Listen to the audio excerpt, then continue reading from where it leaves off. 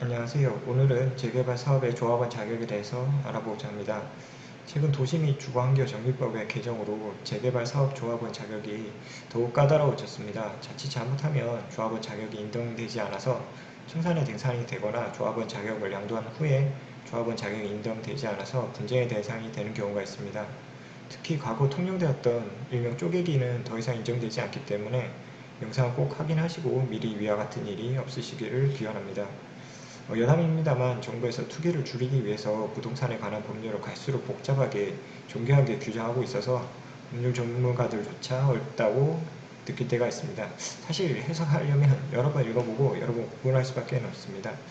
어쩔 수 없는 상황이라는 점도 충분히 이해는 가지만 이로 인해서 분쟁 또한 많이 많아지고 있고 간단한 해결책을 제시할 수 없을 때가 많아서 아쉬울 때가 많습니다. 재개발 사업에서의 조합원 자격에 관해서는 도정법에서 정비하고 있습니다. 도정법은 도시 및 주거환경 정비법의 줄임말인데요. 보통 도정법이라고 표현하고 있습니다. 재개발 사업의 조합원 자격은 정비사업 구역 내에 토지 또는 건축물을 소유하고 있는 자가 분양 신청할 것을 조건으로 하고 있습니다. 재개발은 토지 또는 건축물의 소유를 대상으로 하고 있고 재건축의 경우에는 토지 및 건축물을 대상으로 하기 때문에 차이가 있습니다. 내가 만약에 정비구역 내에 토지 또는 건축물을 소유하고 있으면 당연히 분양 신청을 통해서 재개발 사업의 조합원이 되겠지라고 막연히 생각하실 수 있는데 예외가 있기 때문에 일명 쪼개기가 금지되기 때문에 반드시 유의하셔야 될 점이 있습니다. 해당 규정을 보면서 설명드리도록 하겠습니다. 다음 각 표의 어느 하나에 해당할 때는 여러 명을 대표하는 조합원을 한 명만 인정한다는 규정인데요. 대표적인 규정이 토지 또는 건축물 소유권이 여러 명의 공유가 속할 때 한 명만 대표로 인정하는 겁니다. 대략적으로 설명을 해드리면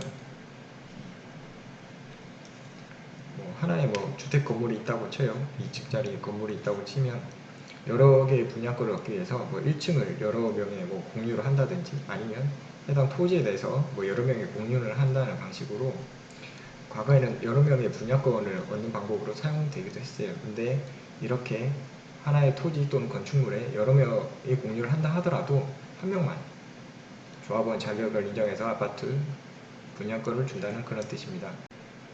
다음으로는 여러 명의 토지 등이 소유자가 한 세대에 속할 때 이건 조금 해석하기 어려워하시는 분도 있는데요. 예를 들어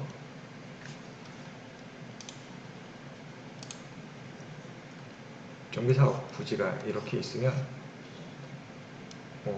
토지가 여기도 있고 여기도 있고 여기도 있어요.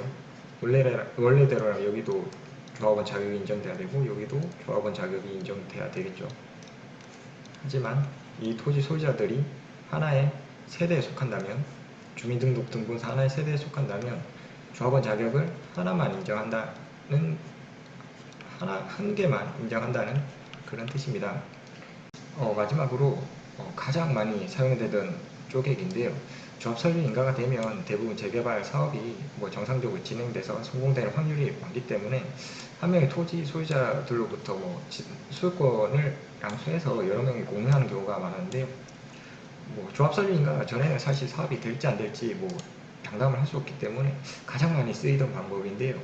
조합 설립 인가 후에 하나의 토지가 있으면 이거를 여러 개로 공유의 형태로 바꾸는 형태를 많이 썼습니다.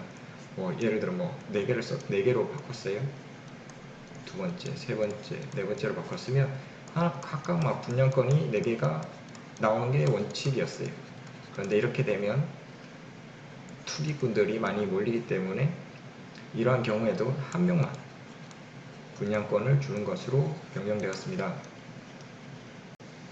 과거에는 이와 같이 일부 투기자들이 의도적으로 토지 또는 건축물이 여러 명의 공유로 하거나 일정한 지역에 여러 명의 명의로 토지를 매입해서 재개발 사업에 있어서 여러 명이 아파트 분양을 받으려고 많이 하였습니다.